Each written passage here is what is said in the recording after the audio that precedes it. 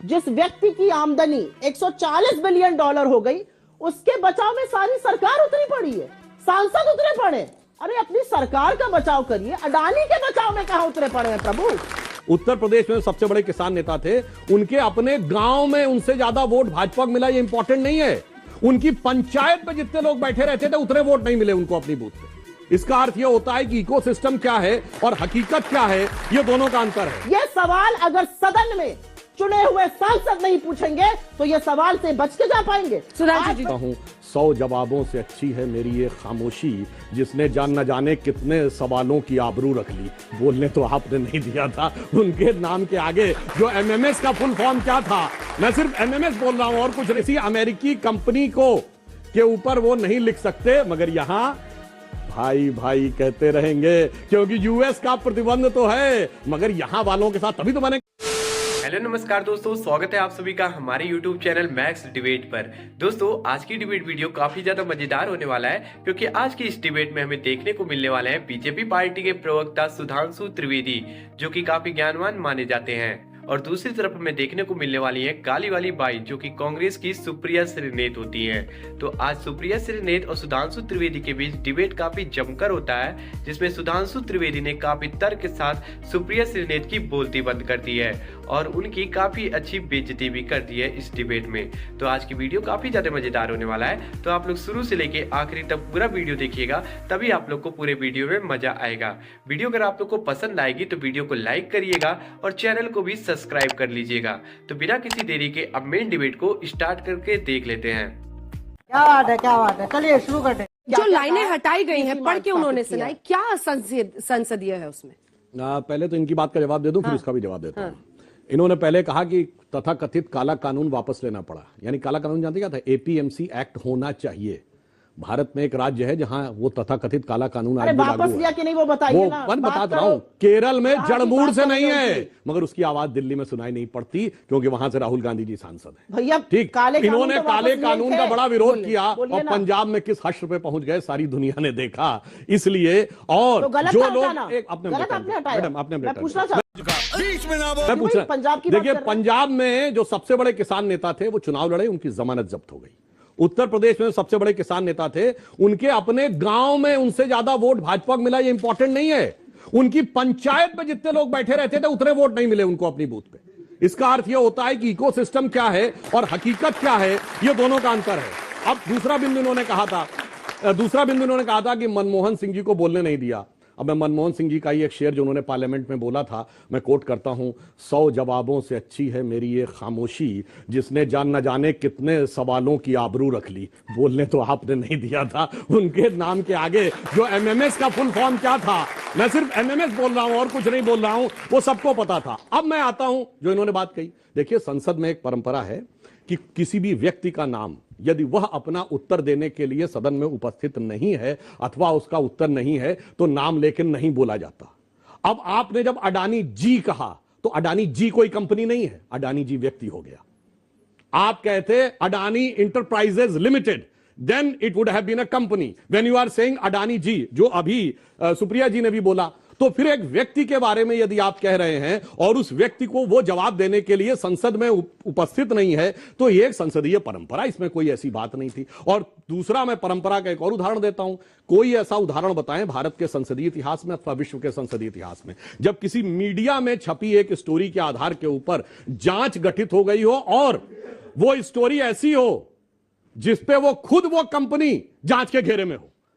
US court ने उन पर प्रतिबंध लगा दिया है, किसी अमेरिकी कंपनी के ऊपर वो नहीं लिख सकते, मगर यहां भाई भाई कहते रहेंगे क्योंकि यूएस का प्रतिबंध तो है, मगर यहां वालों के साथ तभी तो मैंने कहा विदेशी कॉन्स्पिरेसी की बात ऐसे ही नहीं कर रहे हैं, गजब की जुगलबंदी है। यानी वहां पे अगर रोक भी लग जाएगी तो यहां से सुर तो बचता ही रहेगा। विदेशी एजेंसियों से आपकी जुगलबंदी, एलआईसी बोल चुकी है, उनकी बात को आप यहां मैग्नीफाई करते हैं राजनीतिक फायदे के लिए। नैतिक और दिमागी दिवालियापन पूरी भारतीय जनता पार्टी में दिख रहा है, तो उससे अछूते सुधांशु जी क्यों रहे? यह नैतिकता है और मैं नैतिकता से 10 सवाल बस पूछ रही हूं। छोटे छोटे सवाल हैं, इस जनता के सामने, इन युवाओं के सामने जरूर पूछने चाहिए। क्या अडानी घोटाले की जांच नहीं होनी चाहिए? यह हमारा पहला सवाल था। होनी चाहिए या नहीं होनी चाहिए? और जोर से बोलिए, होनी चाहिए कि नहीं होनी चाहिए? क्या एलआईसी का पैसा जो अडानियों की कंपनी में लगा वो लगातार गिरता रहा? इस पर सवाल पूछना चाहिए कि नहीं पूछना चाहिए? क्या एसबीआई व दूसरे बैंकों ने जो अडानी को 82,000 करोड़ रुपए दिए उस पर सवाल पूछना चाहिए या नहीं पूछना चाहिए? क्या यह नहीं पूछना चाहिए कि शेयरों के 32% से ज्यादा गिर जाने के बावजूद एलआईसी और एसबीआई को नुकसान हुआ अडानी में, उसके बावजूद इन्होंने एफपीओ में 525 करोड़ क्यों लगाए? यह हमारा सवाल था। हमारा सवाल था कि 1 लाख करोड़ नष्ट हो गए एलआईसी और एसबीआई के मिलाकर। इस पर सदन में चर्चा होनी चाहिए कि नहीं होनी चाहिए? कौन है एलआईसी के लोग? 30 करोड़ लोग हिंदुस्तान के जो एलआईसी की पॉलिसी खरीदते हैं। 45 करोड़ जो अकाउंट होल्डर्स है एसबीआई के, वो गवर्नमेंट बैंक है। अगर पार्लियामेंट नहीं सवाल पूछेगा तो कौन पूछेगा? क्या यह पूछा जाना चाहिए कि नहीं चाहिए कि $8 बिलियन से जिस व्यक्ति की आमदनी $140 बिलियन हो गई, उसके बचाव में सारी सरकार उतरी पड़ी है, सांसद उतरे पड़े? अरे अपनी सरकार का बचाव करिए, अडानी के बचाव में कहां उतरे पड़े हैं प्रभु? क्या ये नहीं पूछा जाना चाहिए कि टोटल गैस ने अडानी की कंपनी में $50 बिलियन निवेश करना था, उसका डिसीजन परसों आ गया, वो रोक दिया गया? क्या यह नहीं पूछा जाना चाहिए कि डाउ जोन्स और एसएनपी ने अडानी को अपने इंडेक्स से क्यों बाहर कर दिया?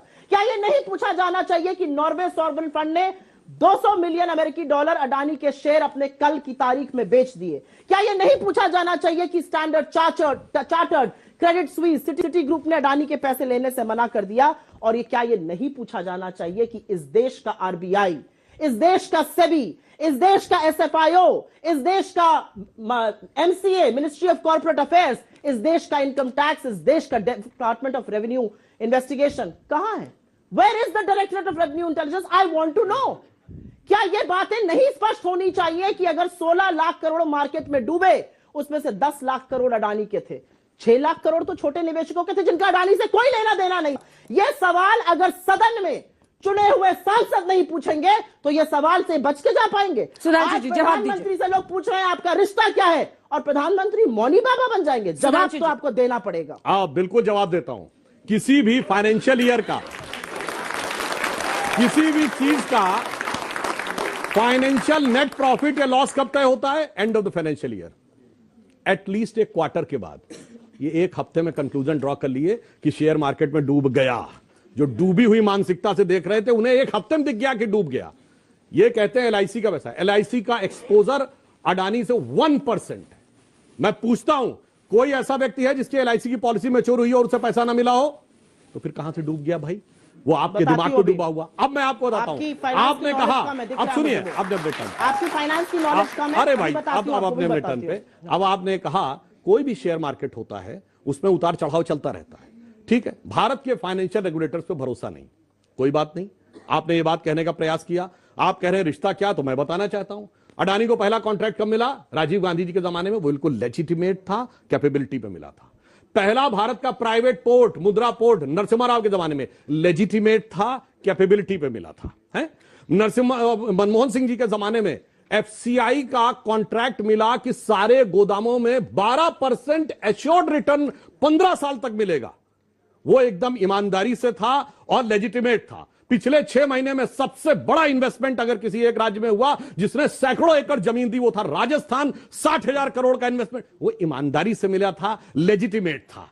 जो माइन का कॉन्ट्रैक्ट छत्तीसगढ़ में मिला 11,000 करोड़ का, वो ईमानदारी से मिला, वो लेजिटिमेट था। सबसे बड़ा हाल के वर्षों में पोर्ट का कॉन्ट्रैक्ट कहां मिला?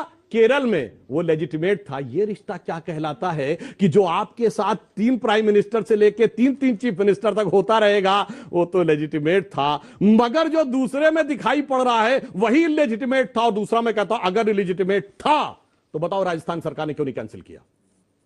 तो बताओ छत्तीसगढ़ की सरकार क्या कार्रवाई की है?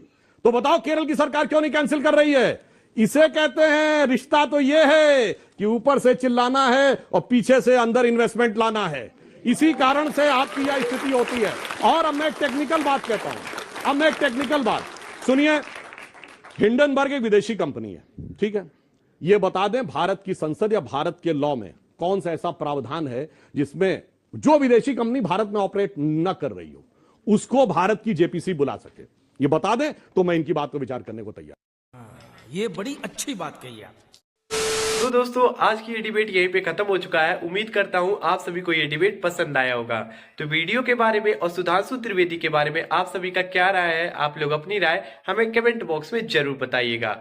साथ ही अगर आप लोग को ये वीडियो पसंद आया है तो वीडियो को लाइक कर दीजिए और ऐसी और भी वीडियो देखने के लिए आप लोग हमारे चैनल को सब्सक्राइब करके बेल आइकन को ऑल पे प्रेस कर लीजिएगा ताकि हमारी हर एक वीडियो आप तक पहुंचती रहेगी। साथ ही आप लोग गाली वाली बाई के बारे में आप लोग क्या कहना चाहते हैं कमेंट बॉक्स में हमें जरूर बता दीजिएगा। आप लोग से हम जल्दी मुलाकात करेंगे एक नए डिबेट के साथ। तब तक के लिए आप लोग अपना और अपने घर वालों का ध्यान रखिएगा।